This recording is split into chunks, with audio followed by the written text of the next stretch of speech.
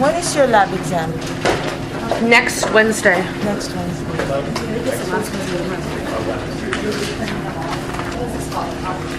Do you want all the pop quizzes no matter what?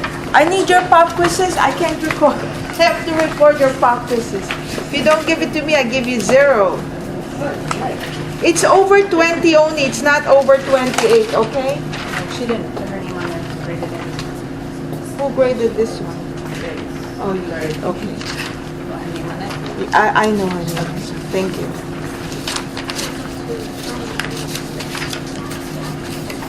Okay, so today we start with your bones. The skeletal system. What did we get on our quiz last week? You took 84? No, the one we actually took as partners. Oh, the actual test. Because I lost the piece of paper that I wrote it on. So I figure if I write it in here, I won't lose it again. Need all the extra credit I can because I'm going to flunk the histology part. Don't panic, right? I can't remember the pictures. I can't.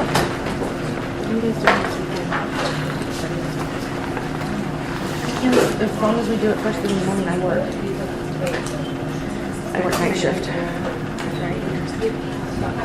So, the organs of your skeletal system, you have your bones, of course, the most obvious one, right? Your skeleton, you have your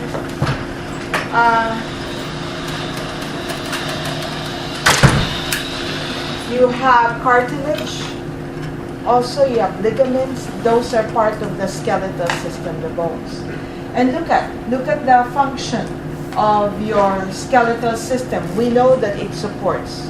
Isn't it like the hanger where you hang the rest of your body? Everything is anchored.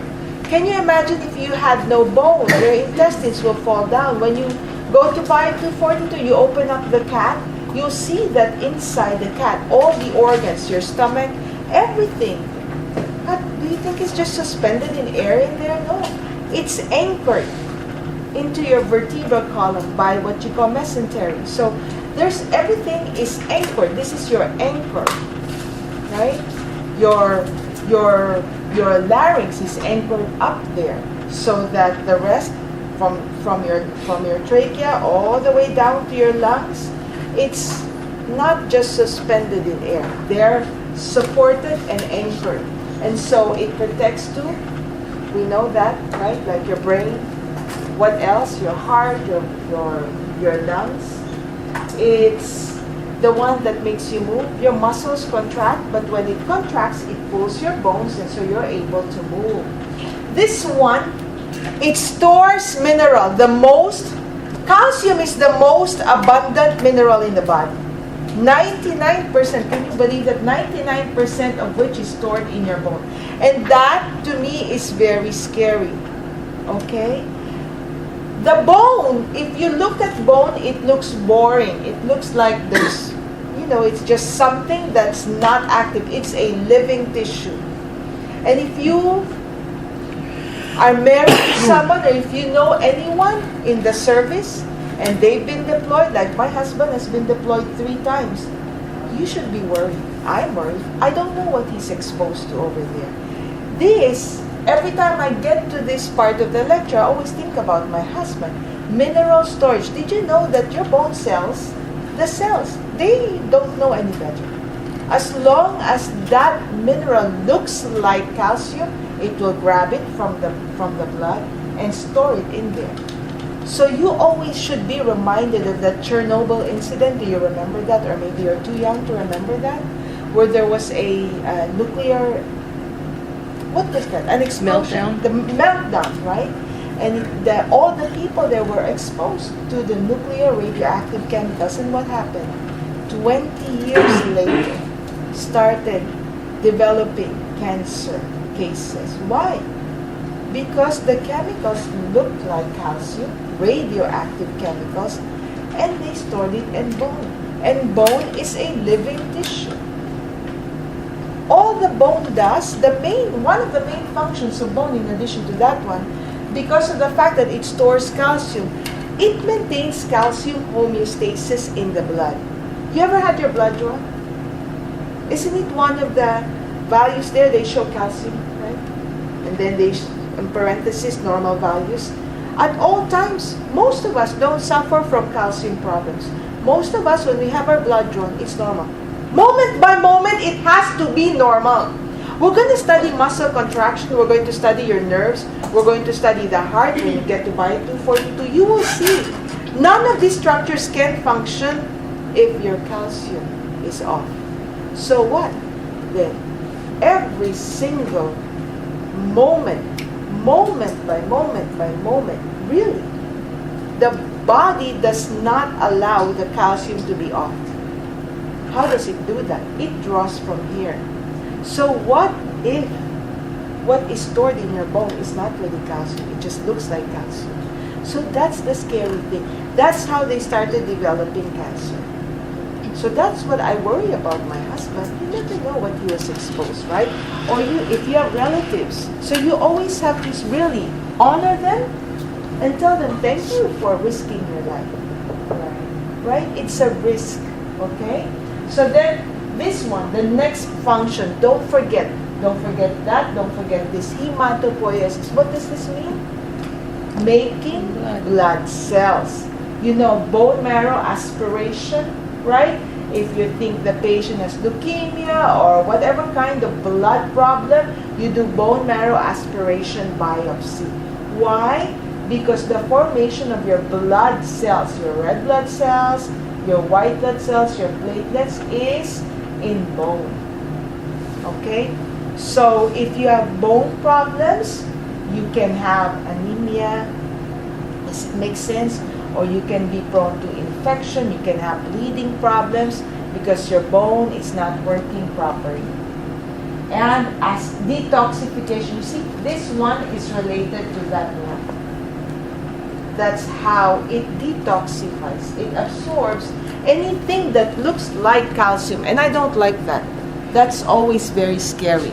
You go out there, who knows? There may be, what do you call them? The crazy people? Not crazy. But they like to do that, right? I don't know what it is. They just they open a vial containing chemicals and they go home, they're laughing. And then whoever walks by, you breathe it in, it's in you. It's just scary times, okay? So as far as bone is concerned, first of all, for your test, there will be a picture of the skeleton. So you know now that a picture of the skeleton will be in your test. Let me see your...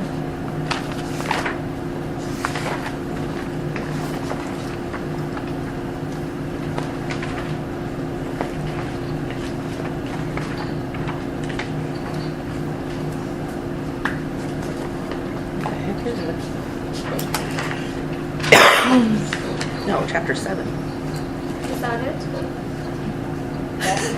Just a minute. Oh, so I'm like, oh. I'm thinking right here, you see? So you already know that this, at least 10 to 15 points, I just randomly point to any bone of the skeleton and you identify. For the test, for the lecture test, you just need to know your bones for now, the big bones. For the second lab exam, there will be the surface markings, like the ramus, the mandible has the ramus, the angle, right, the alveolus. So all of those individual markings will be tested in your lab exam. But for your lecture test, there will be an arrow. I'm thinking I will give you your lecture test on Monday and then lab test Wednesday. What do you think? So not Wednesday. Not this one. Wait, what? Your lecture test will be next Monday, Okay. the 27th, followed by the lab test on Wednesday, the 29th. I'm thinking What's gonna be on the lab test? the lab test is histology, and that will be good because you're going to be tested on 4, 5, 6, the tissues, Skin, which is also in your lab test. The skin, a slide of the skin. There'll be questions in there. So you'll be very prepared for your lab test on Wednesday because you'll be studying very hard So no for test the this lecture. Wednesday, That's what it's I'm next thinking. Yeah. What do you think? Okay? Works for us. So your test, so you need to text me, And a half. Calista. Okay. Your test on chapter 4, 5, and 6 will be on Monday instead of Wednesday. What do you think? Yeah. Okay? So you study very well. That will help you for your lab exam on Wednesday too. So 27, again, April 27 lecture test. April 29 is the lab exam number 1. So it has never failed in the lecture test that I will always have a picture of the skeleton. So that should be a freebie for you guys. At least 10 to 15 points. Just labeling the bones. Do you know your bones? What's this? The skull. But for the test, if it's pointing here, this is the cranium of the skull. This is your face. So you call them facial bones. So the skull is really made up of cranium and facial bones. Make sense? Again, in the test, if it's pointing here, cranium, right? If it's pointing, if you know the actual bone, then that's good. Or you can write just for test purposes, you can just write facial bones. In the lab exam, that's a different story. This is your zygomatic bone. This is your mandible. There's the angle, right? There's the mandibular fossa. So all of those different markings will be tested in the lab exam. Are you following? If in the test you write mandible, that's even a better answer, right? So that's good if you remember. Okay? And then what's this one? Vertebrae. But for the test, for this coming test on Monday, you should already know that this is your cervical vertebrae. This is what? Thoracic. This is Lumbar. lumbar. Sacral. Sacrum. And that's your coccyx. If you've watched Napoleon Dynamite, right, that's his coccyx. But that's okay, you can just write sacrum. Again, for the test, lecture test, the correct answer, lumbar vertebrae, thoracic, cervical, sacrum. Okay? If you just wrote vertebral column, that is not complete. Okay? You think you got that? Very easy to remember, right? A cervical brace or a neck brace, right here. Thoracic, where is your thorax? Lumbar, we all know lumbar support, right? And then sacrum, okay? And then, what's this? These are your, Ribs. yes, your ribs. What's this one? Sternum. Sternum. Don't write breastplate, okay? So the bones we have labeled so far are bones of the of the actual skeleton. So all the bones are divided into two major divisions. Bones of the actual skeleton, this one, I colored whatever you color, this is gray or whatever. Actual skeleton, and these bones are the bones of the appendicular skeleton. You have them in your book. They are labeled.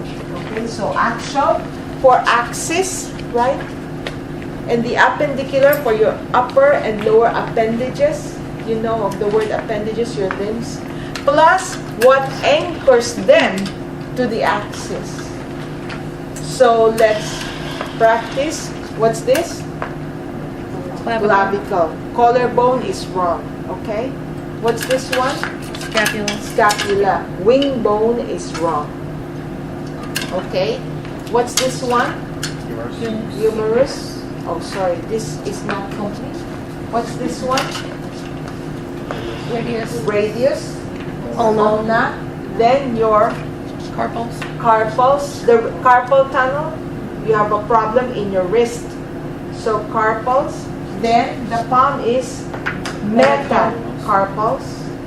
And then these are your phalanges. Okay? So carpals, then metacarpals, you can write the letter M here, right? And then these are your phalanges. The one for, the way I try to remember, for picking something. P for phalanges. Whatever will help you remember. Okay? Then, here, this is your pelvis or os coxa, or if you write ilium, then that's even better, right? Then, this is your femur, tibia, fibula, calcaneus. yes, very good. But all of them are your tarsals. Very good. If you write calcaneus, that's even better. Very good.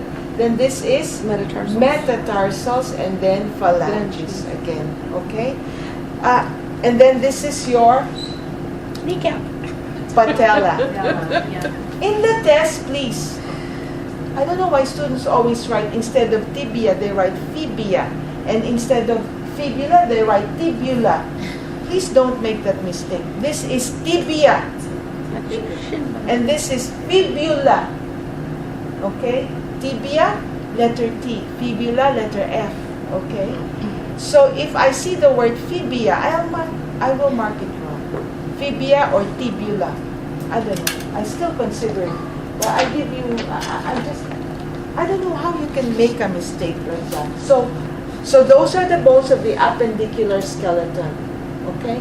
Look at, just by looking at your bones now, really, you feel all the bumps in your body. You feel the bumps right there. When you have your hand on your hip, where is it resting? It's resting on your hips, right? This one, your pelvis, everything, all the bumps. If you see an individual with no bumps, you worry, right? Or abnormal bumps, you worry. So it gives you a clue as to the health of the individual. The bumps show you that really it's the hanger from head to toe.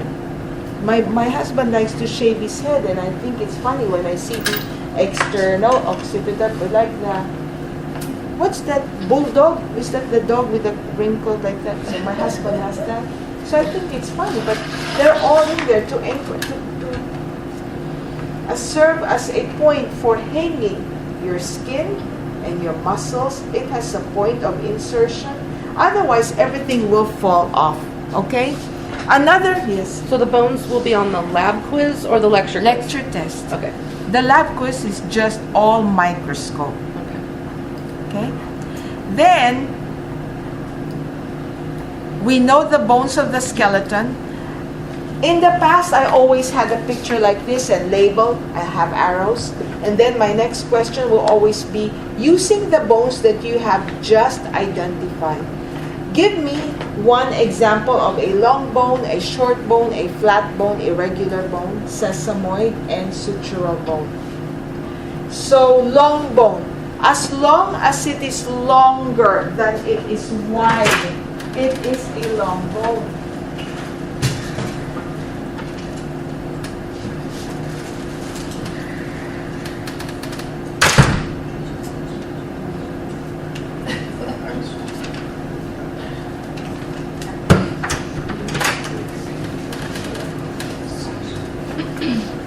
So look at the bones of your skeleton. We have another skeleton over there. Just have to fix it. So even your distal phalanges, this one right here, it's the same. Look at even the most distal one. A lot of students will make a mistake. They will classify this as a short bone. It is not. Look at it. It's thinner. It's thinner like this, and it's longer. So as long as it's longer than it's wide, it is a long bone. Don't forget, okay? Long bone, long bone. All of those tiny bones. This one is obviously long, right? Obviously. This one they forget. They write short. It is a long bone. What is a short bone? The only short bones are your carpals and your tarsals. They look like a cube. Short bones. So you see, it's not long. They look like a cube. Short bones. What is a flat bone? As long as you feel that there's a flatness, it's a flat bone. Like my pelvis is flat. I feel the flatness. The scapula, flat.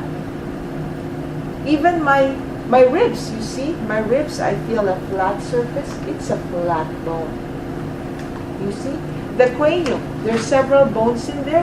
The parietal bone, frontal bone, flat. There's a flatness. The sphenoid and the ethmoid is irregular. You understand what a flat bone is? Okay? You know what's a long bone and what's a short bone, right? What are the only short bones? Carpals and tarsals. That's it. How about irregular bone? The vertebrae. So the bones of the vertebral column are all irregular bones, including the bone of the skull, which is not skull, the cranium, the sphenoid and the ethmoid. You see it inside, it is irregular. And the patella is considered irregular too, right? No. The patella is considered a sesamoid bone, shaped like a sesame seed. So sesamoid bone.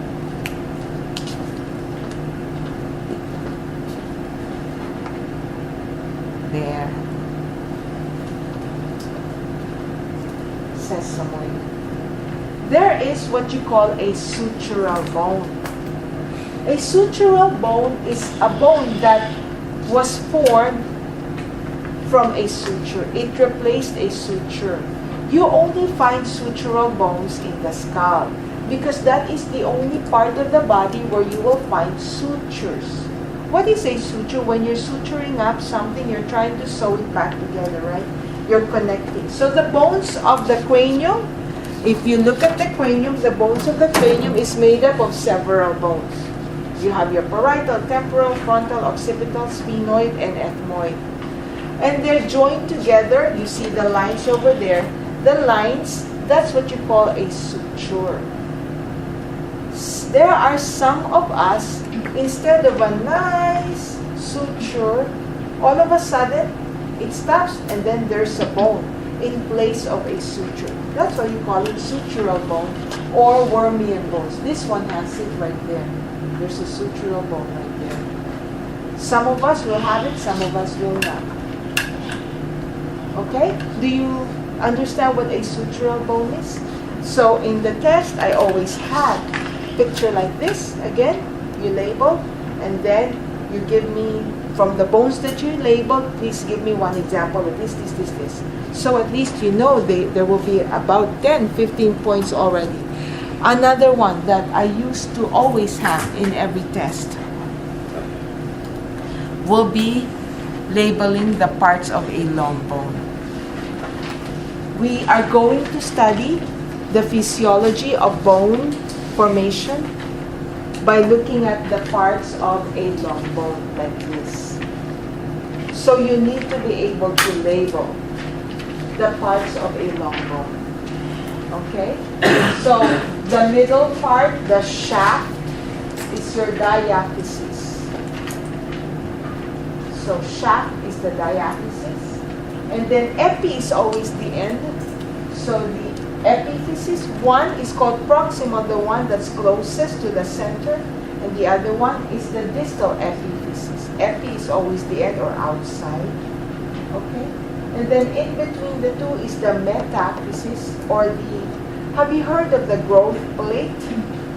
Or the growth line, right? So that's where it is, in the epiphysis. Okay? Sorry, not the metaphysis. And then inside, there is always the marrow, the cavity, the space inside. We call it the marrow or medullary cavity, right?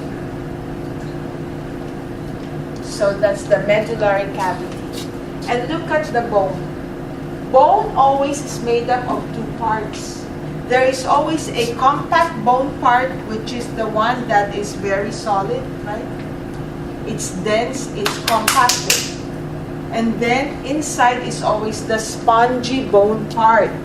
It's called spongy not because it's soft. It is bone, it's hard. It's just that the way it's directed, you see the compact bone, you see all of them very tightly packed right there, packed together.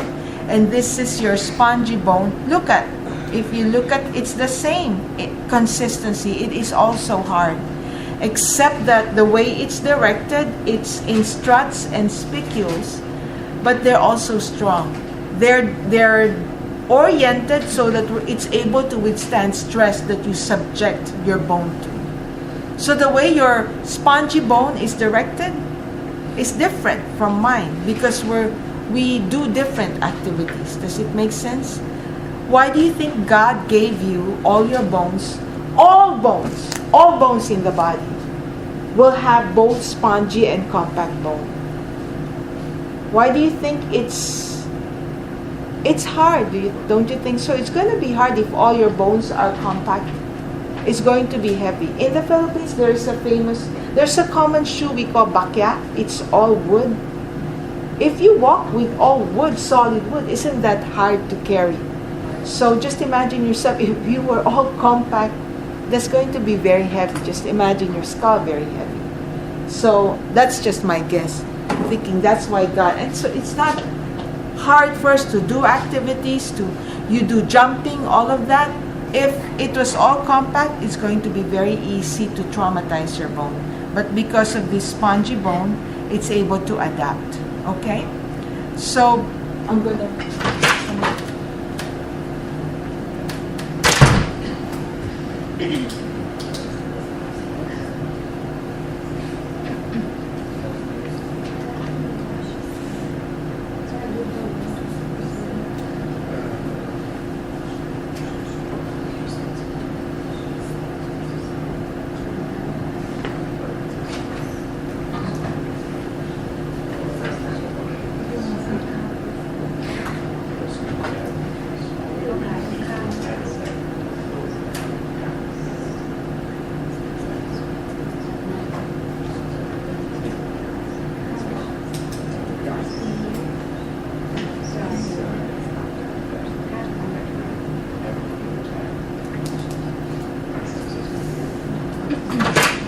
Okay, so here is in your lab exam, this, I used to always have this in your lab exam, so you should be able to label the different parts, okay? But anyway, you see, if you cut a portion of your bone, you will always have this. There's your compact part, there's your spongy part.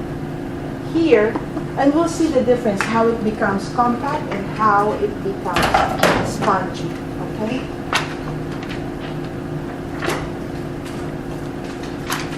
Okay. Next, look at the bone is what? What type of tissue? The living tissue. That's correct. What type of the four basic tissue? Of the four basic tissue types, bone is a connective tissue. Very good. Can I ask you, what do you think? Is bone is a tissue, we know that. Can bone be also considered an organ? Yes. Yes. I see it, right? There is, if I go back to this picture right here, there is a medullary cavity. So there must be something that lines this. I know there's epithelium in bone. Then this one itself is connective tissues. Two or more tissue types make up an organ already, right? So bone is an organ. What else? What other tissue do you find in bone? I'm thinking there must be nervous tissue, right? Because if you fracture, it's painful.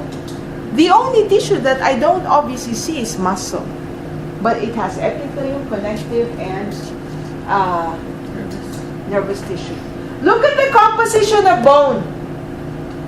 It's connective tissue. We're going to look at the different cells, but look at the organic component. It's made up of organic materials. Look at, what is the main organic component? Look at that, collagen.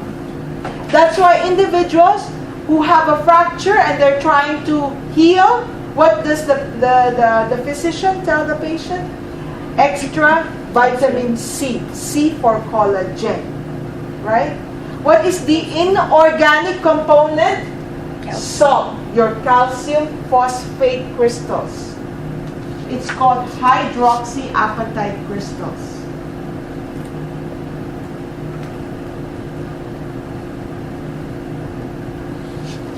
Look at this. Look at the component of bone. Some books say 25%, some books say 33%. That is so important, especially for us who have children, growing children, right? That's why I told you, the first thing I check when I see Lily is her water. How many times did you replace that water? It's important. It's vital to growth. See? How? 1/4, at least 1/4 of your bone is water. So if you get dehydrated, it affects your bone, the health of your bone. You never should forget that. So there are two things I want you to remember about bone. The fact that, see, that's why I told you, that's one of my theory, why Filipinos or Asian people, in my country, it's a poor country. Protein is very expensive. Collagen is protein, right? So when we have our meals, we have a big mountain of rice and just a little bit of meat on top. And as a result, we're shorter. See?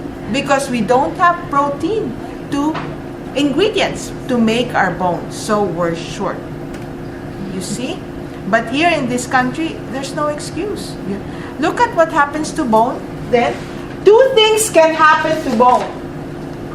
A bone without protein deficiency, without collagen, it's brittle bones.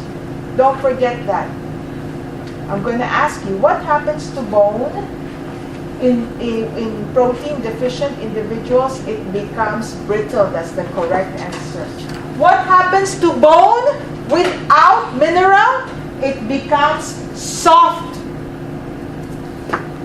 So if you have children at home, you eat your chicken, tell your child not to throw away the chicken.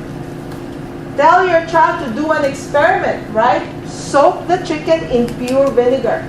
And make sure you tell your child to replace that vinegar every 3 days. And you tell them after maybe 10 days, or you just keep monitoring every 3 days, look at what happens to bone, and you tell them this is what will happen to you if you drink all of that soda, you drink all of that beer, not the child, but we like beer, we like our wine, we like all the carbonated beverages, even the coffee. Look at what happens to your bones when you leach the calcium. Look at, this is your chicken bone, look. Right? Because no more calcium in there.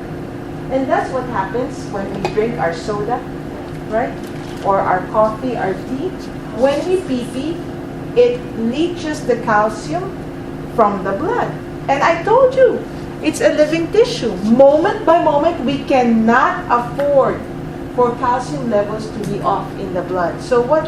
Immediately, it's beyond our control.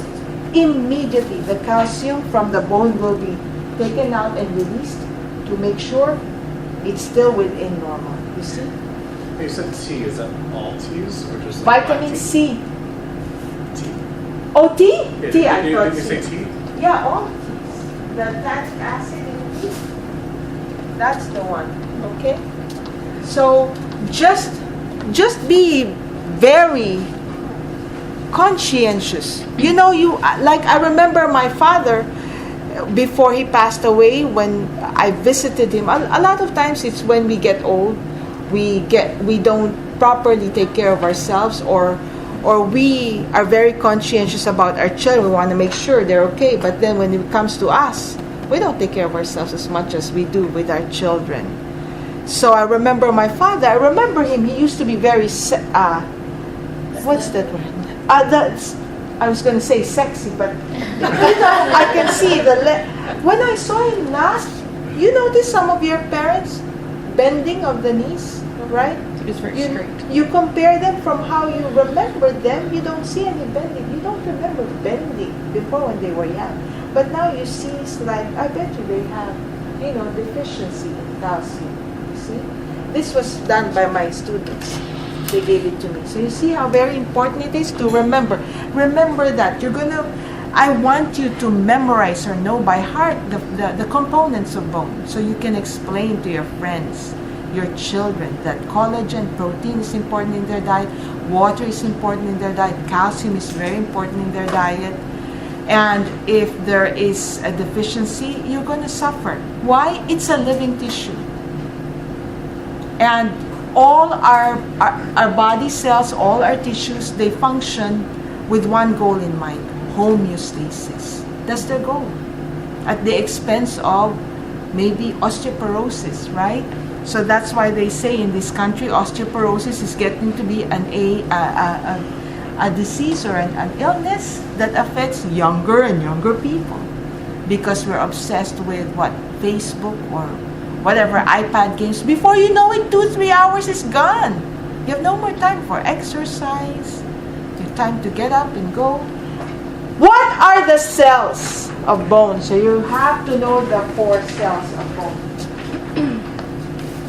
In the integumentary system, we studied keratino. Anything that starts with keratino, it must refer to integumentary system, even melanocytes.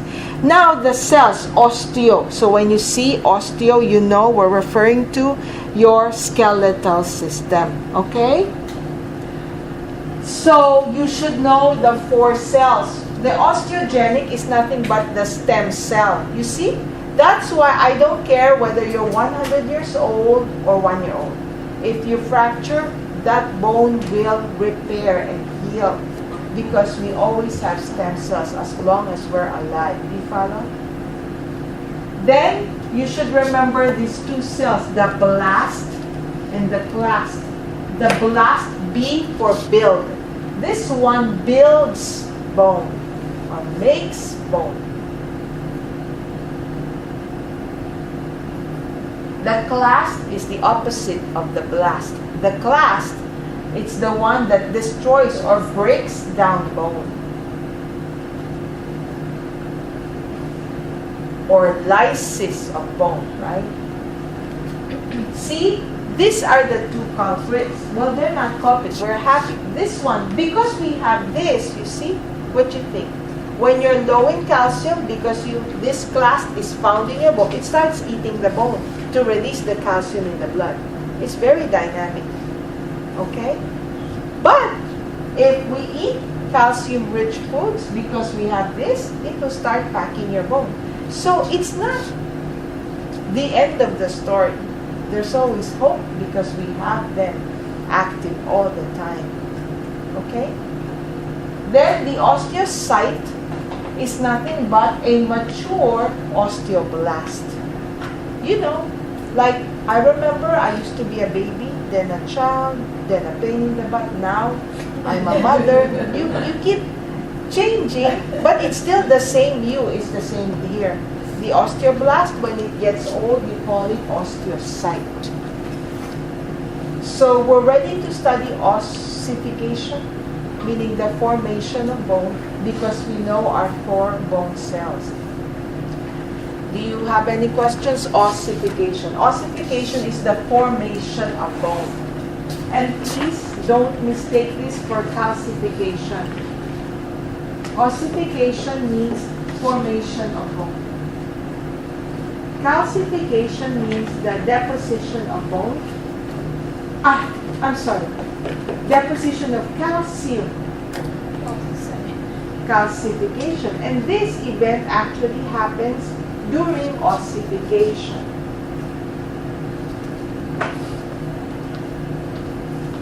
Okay? So, let's study how we form bone. In the beginning, this is how we look like.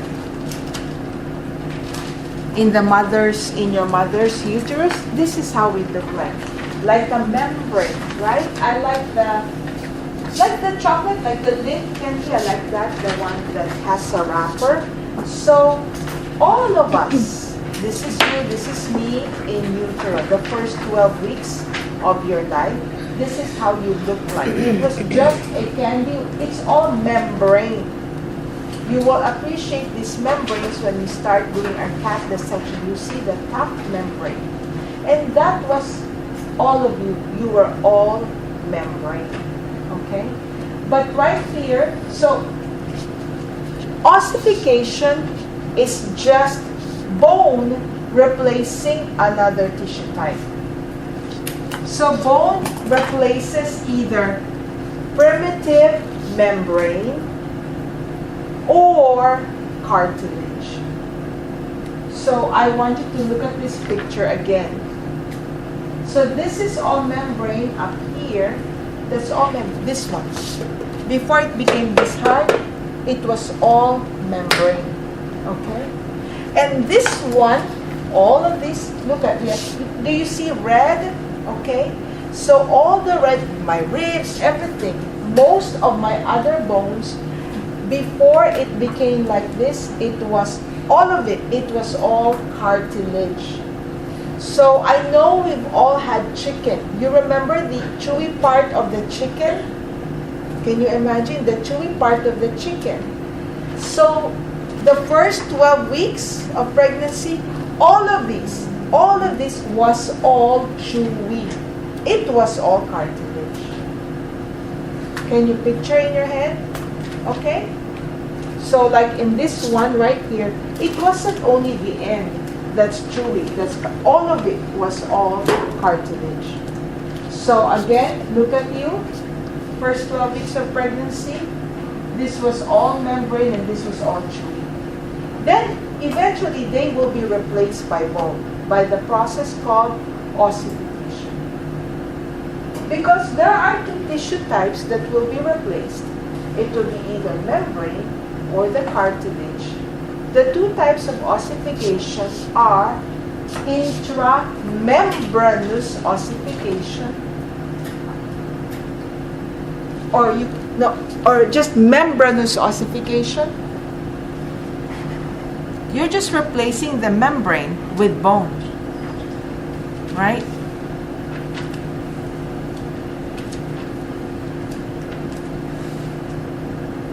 Like this one right here. There will be one center right here, it says intramembranous ossification. So what happens is, there will be just one spot there called an ossification center. That's it. And what happens? The membrane cells become replaced by the osteogenic cell, because this is the stem cell, right? And the stem cell becomes committed to becoming an osteoblast. And it's the blast, remember the blast makes bones? It will start making bone. So the first thing that needs to happen, you need to introduce the bone cells there. And that's what happens during ossification. Don't ask me how, it's just all God's plan. It's unbelievable. You know, when the baby is born, you feel the soft spots, right? So that's it. You were all soft spot in there. But then there'll be one spot there that becomes, all of a sudden, the osteogenic, the stem cell, that's committed to become a blast. And once you have a blast there, all it needs is just one blast, like the minions of, what's that despicable me? You have one minions and they get developed. And they start forming bone. Okay? So how do they, and over here, the cartilage, it's first hyaline, the chewy part is called hyaline cartilage. So it was all hyaline cartilage. You remember in your slides, you identified the chondrocytes. These are the cells of your cartilage. So this was all hyaline cartilage. This one here, all chewy, all of it chewy. Then there'll just be one spot right there in the center called ossification center. What happens? Osteogenic gets introduced. Then the osteogenic becomes blast. Then the blast is the one that will start making bone. So you call this endochondral ossification. This one, intramembranous ossification. Endochondral, intramembranous. It's nothing but replacing the membrane with it's like you're infiltrating it with bone. Okay? So look at how bone is formed is actually like this. If this was, look at the shape of your osteoblast.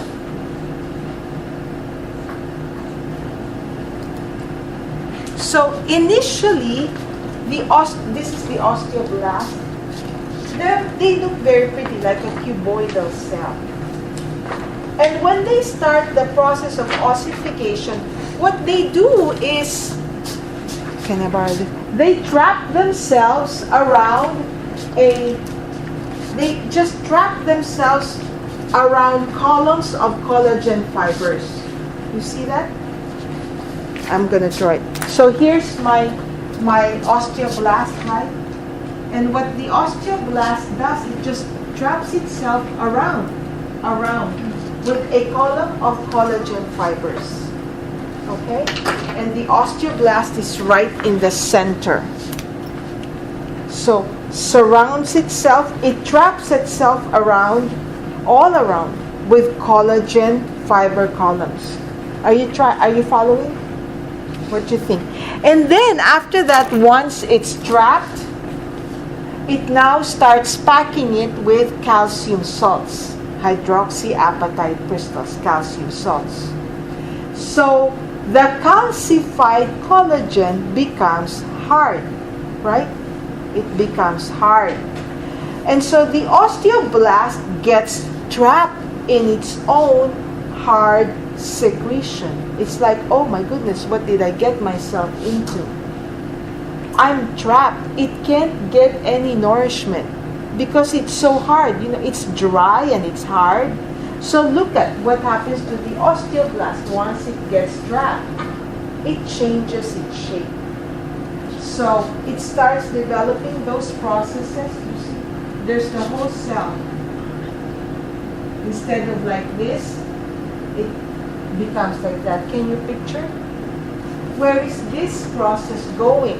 So that's what you call an osteocyte. So this was the blast.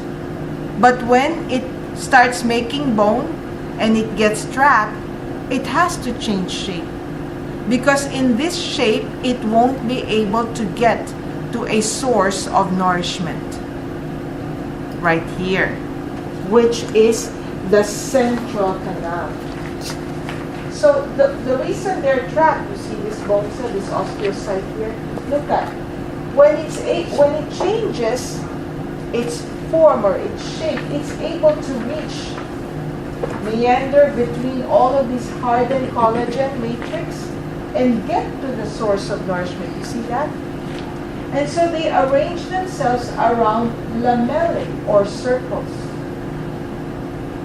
And so this layer of osteocyte that is nearest the source of blood or source of nourishment, they get the nutrient and they pass it on to the next, to the next, to the next, to the next. You see how they're all holding hands? You see that? So initially, they were blast. And when they become trapped, so they are blast, they're the ones making bone. But then once they have made the bone, they become trapped. So they have to adapt to the new environment. You call them an osteocyte. And this is how they become. They change the shape. And they do that so that they can reach the central blood supply. You follow? This is how they do it with a compact arrangement in compact bone. There is what you call the spongy bone. So the spongy bone, when you're forming the bone, right here,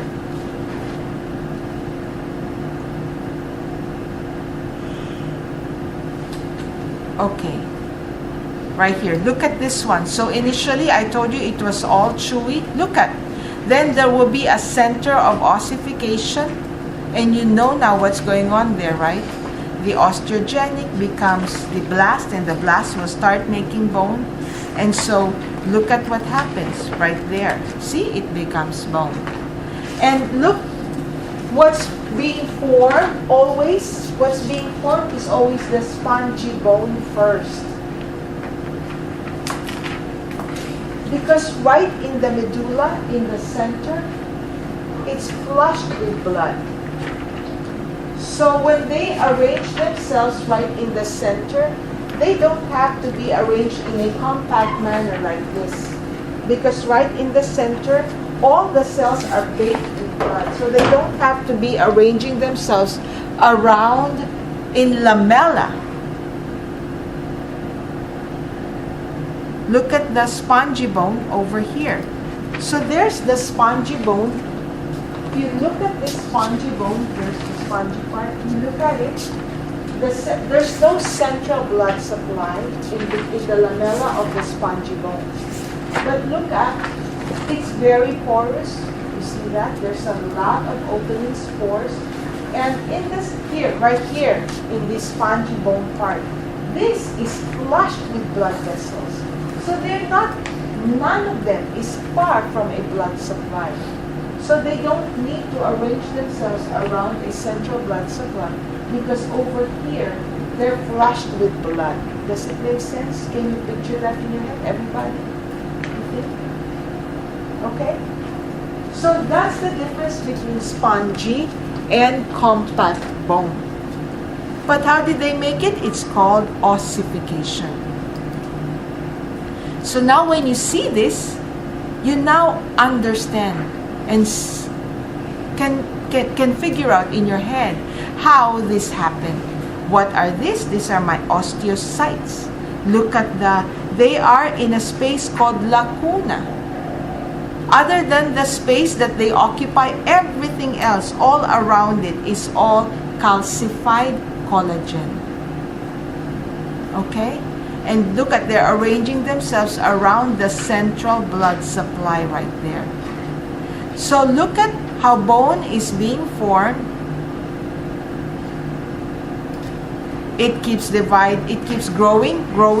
And when we're born, at birth, all of us at birth, this is how our bones look like.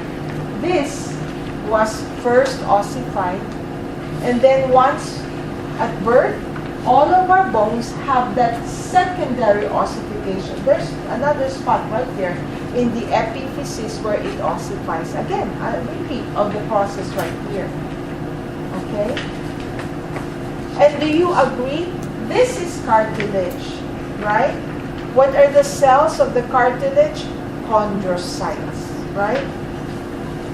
The cells of the bone, osteoblast, osteocyte, osteoclast, and osteogenitor cells. But do you agree? As long as you have chondrocytes to replace, you will keep growing in length. Do you follow? So, chondrocytes are somatic cells. The osteogenitor cells, somatic cells also. They divide by mitosis. So as long as this is able to keep up with the bone formation, you're going to keep growing. Are you following so far? When we all hit puberty, the sex hormones, what are the sex hormones? Testosterone and estrogen. Yes, estrogen and testosterone. They promote a dramatic or accelerate the bone formation. So much so that the bone, is hyperactive. They're replacing at an increased pace that this is not able to keep up. The sex hormones only increase the activity of bone cells. It does not increase the activity of my chondrocytes. So they're still dividing at a regular pace, but then this is going fast, this bone formation. So there will come a point where this will no longer be looking like this. It will be called a line. The plate is still growing. It will be called a line. And once there's a line, meaning this growth plate, once it closes, right here, you're done growing. Look at the difference. This is a growing bone. There is that cartilage. Bone is opaque in X-ray. And the cartilage is lucent. You say radiolucency. You see that black space? That's the chondrocyte. So you still have chondrocytes here growing. This is still a child. It's still growing. Compare this with this. I don't see the plate anymore. So this one, you're done growing. What makes you, do you follow? Are you following so far? Okay. So again, we'll look at this one right here. over here. I now know what, first of all, they're both, this is making bone, this is dividing. Initially, they're able to keep up. But then when we hit puberty, testosterone and estrogen makes the bone cells go into overdrive. And so they're faster in replacing these chondrocytes. But the chondrocytes are not affected. So they do their cell division at the same pace. So eventually, there will be no more chondrocytes to replace. You're done growing. Between estrogen and testosterone, estrogen promotes this closure of the plate faster than testosterone. That's why, in general, females are shorter. We grow faster because estrogen is more active. But then, the consequence is, it closes at a younger age than males. So males are generally taller than females because of testosterone, or the lack of estrogen in males. Do you understand ossification, how your bone is formed within? If there's a break in the growth plate, you're done growing. So that's why with children, if you have a fracture, they always send the baby or the child for x-ray. They look at the growth plate. I have a student at Pierce College, she showed me her x-ray. She's a gymnast, and when she was 15, she fractured her femur. And so she was 23 when I had her, and she walks like this. Because she broke the growth plate, so this is still growing, but this one won't go. So she can wear, sometimes she has those, what you call, the elevated shoes, whatever you call. But a lot of times I just see her with her foot tiptoe on the right, so but that must be a you see, because you break that. So if I show you an x-ray, you can tell which one is a child, which one is an adult. You can explain why, right? So while this individual is growing, you got to make sure during the growing years you provide the ingredients, right? What do we provide? Protein, we provide calcium, we provide water to provide the ingredients that bone will need to make bone. Okay? We're almost done. Break for 5 minutes. We're almost done with the skeletal system.